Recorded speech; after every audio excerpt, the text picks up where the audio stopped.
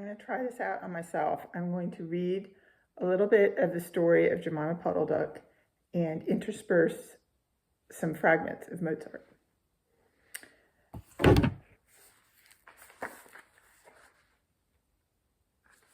There you see our duck, the duck in question. The shed was almost quite full of feathers. It was almost suffocating, but it was comfortable and very soft. Jemima Puddle Duck was rather surprised to find such a vast quantity of feathers, but it was very comfortable. She made a nest without any trouble at all.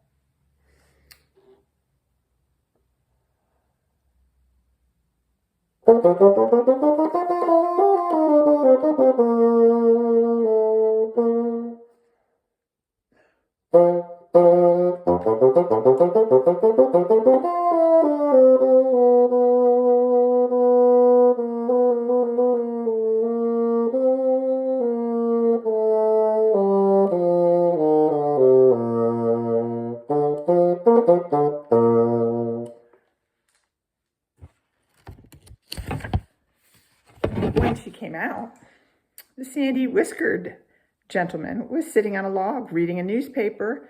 At least he had it spread out, but he was looking over the top of it. He was so polite that he seemed almost sorry to let Jemima go home for the night. He promised to take great care of her nest until she came back again the next day. He said he loved eggs and ducklings, and he should be proud to see a fine nestful in his woodshed.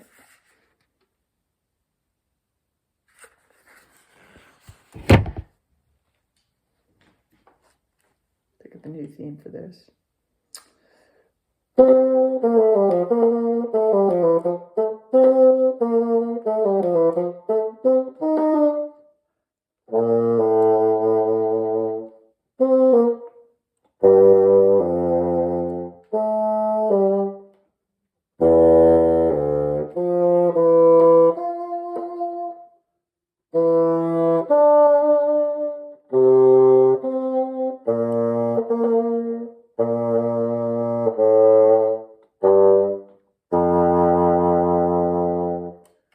To be continued. Okay, so I've learned with this new phone that apparently it is not going to wait forever for me to tighten the first wire on a flat reed, flip open to find the Mozart, find an interesting example of what I want to talk about. So I'm going to cut to the chase here. I did tighten the first wire on this second flat reed that I think I'm going to call Lemon Drop. And I advise you to get a list of 5 of your favorite classical players on different instruments that you just love their sound. Maybe you don't love everything about their lifestyle, personalities, or work ethic or something, but you just love the sound of them. And then the same for any other genre. And probably one thing you're going to notice is that they have a great care for all the little teeny tiny notes and details and expressing themselves through them. So I was going to advise you to do a little backward practice. Everything in your F arpeggio sounded good, except the very last one before you leap to.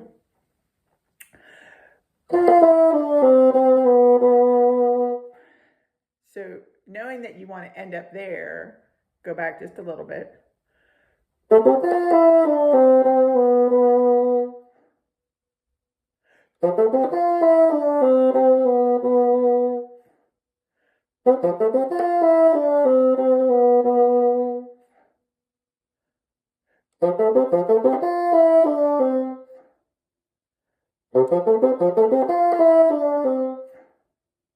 And then just keep adding on notes at a time.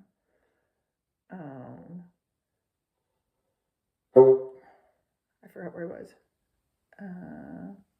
I'll start at measure 46 there.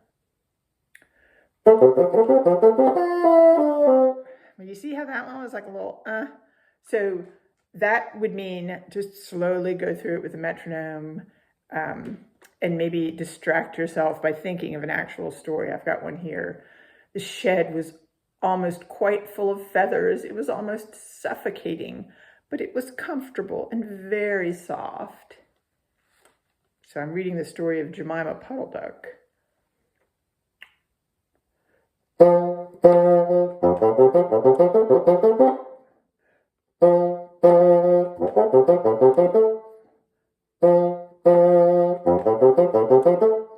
And I think it's like me getting to the A and flicking that A sometimes. I don't get there quite quick enough.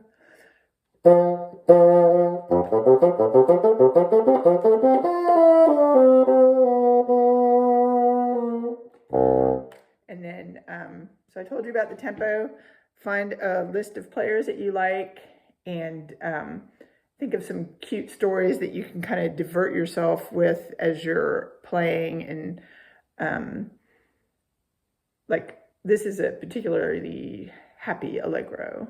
And so something cute and jolly is good to think about while you're practicing this instead of something like very depressing, like craziness, like Shostakovich or something. All right, have fun.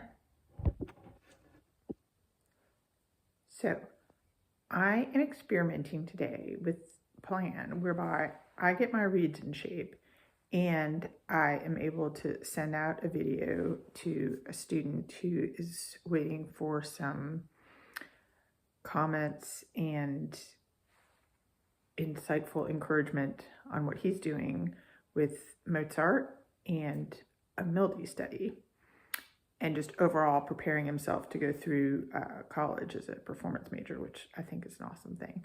So I have 5 minutes now. I'm going to first test my reed and see how it ranks in the articulation and intonation field. Then I'm going to adjust it. Then I'm going to test it again, and then I'm going to give my comment. And I'm going to see if I can press that pause button so like while I'm moving all around, it doesn't keep videoing.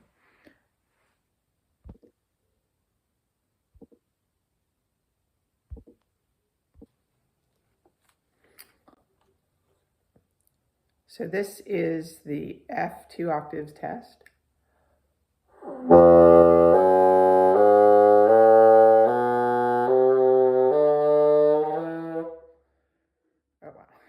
So we know this is very flat. And then the articulation test.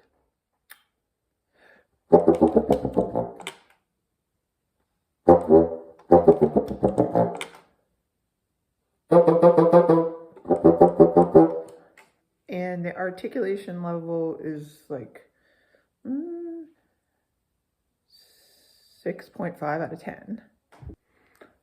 So I reamed it out. I'm going to tighten the wires. And I'm going to measure it on the dial indicator.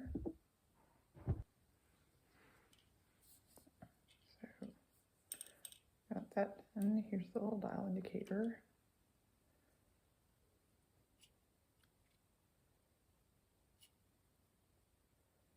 $50 on the top.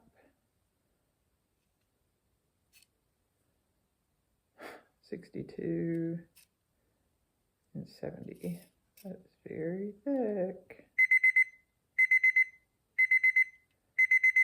This stuff just takes a long time. 40, 60, and 60.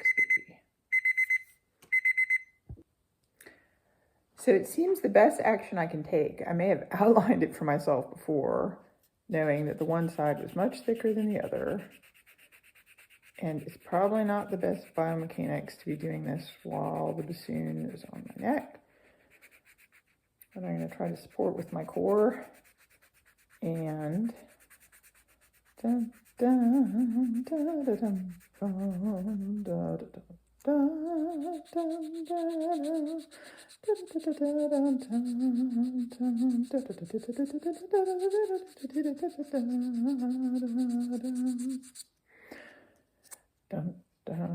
Okay. What I'm going to advise with the Mozart is when you go between that first statement and the F arpeggio section, I think you should make it really clear that you're counting and subdividing in your head and hearing the orchestra interlude in between it. And then I think when you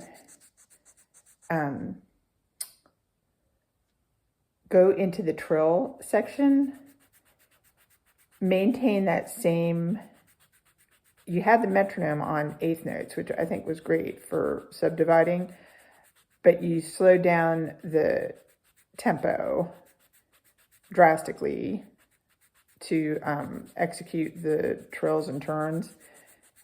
And I think you could just go ahead and keep it the same tempo. It's not really that hard for you. Here's one thing that I think would help is some long tones. I may have said this earlier with like the first lesson. Long tones perhaps matching your octaves. And that would give you a greater sense of like control for your intonation in the tenor range and the bass range. So I'll demonstrate. Hey, that's not so bad. That was that horrible reed. Never give up. Never, never, never give up. So here's octave long tones.